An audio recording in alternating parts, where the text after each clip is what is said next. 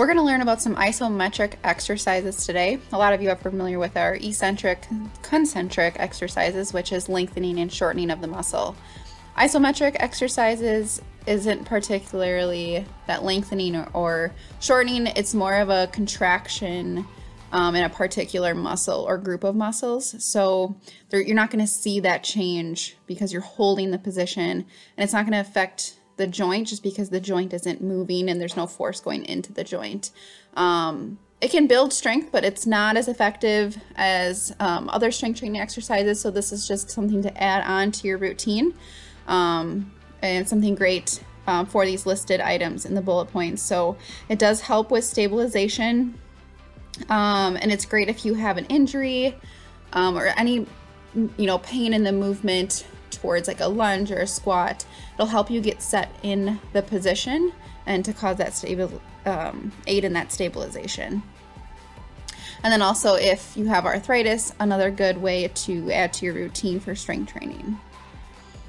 A little bit more kind of about this before we dive in is to be sure you're not holding your breath when you're holding these exercises. That is with any strength training exercises. Making sure you're inhaling and exhaling appropriately, so there's no dangerous rise in your blood pressure. So with further ado, let's go ahead and get started. I'll kind of explain the do's and don'ts as we go through the exercises. First one today is a wall sit. You can do this anywhere from 30 seconds to a minute or more.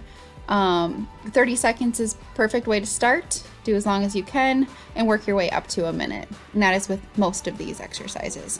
As you can see here, I'm showing 2 incorrect and 1 correct with some arrows. So the first one, as you place your low back against the wall and your feet out in front of you, making sure that you're keeping your full back supported, and you're making a 90-degree angle. So the first one is showing that gap. So make sure your shoulders are grounded, your neck is supported. Go ahead and bring your seat lower. So the second one is showing that nice support in the back and then that 90-degree there, but you're seeing that the knees go over the toes.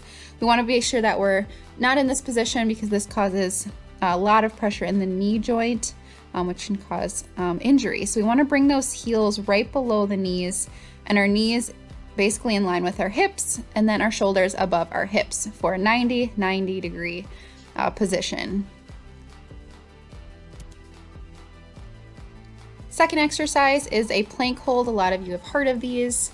Again, I'm showing 3 versions of this. 2 are incorrect and 1 is correct, just to kind of help show a visual. So the first one, I'm on my elbows right below the shoulders somewhat, on my toes, but you're seeing that my hips are kind of lower to the floor, which causes curvature in my low back and a lot of pressure on my low back. So you want to be careful there, and then be sure you're actually getting a benefit from it and not putting too much pressure into the shoulders, the rotator cuff, things like that, by lifting your hips up. If you're having a hard time with a regular plank as shown in the last picture there, you could always modify to the knees. So if you do have to bring your glutes up a little bit into a V position, you may just need to start at a incline plank or bringing your knees down and extending the hips. So you're showing that position 3 in a nice straight line.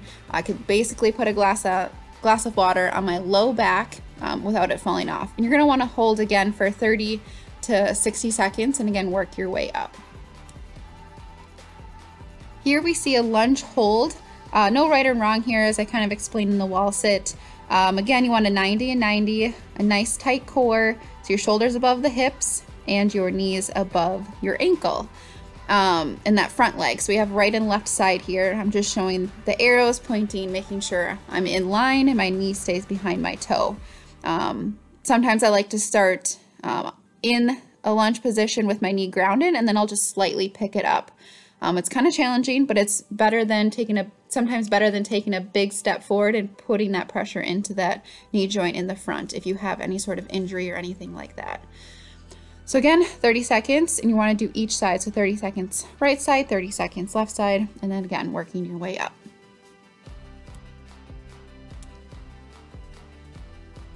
Another great lower body exercise is the glute bridge. So again, you're holding these positions, there's no movement. So you're gonna go ahead and lay on your back, and you're gonna dig your heels into the ground and lift your hips up to the sky.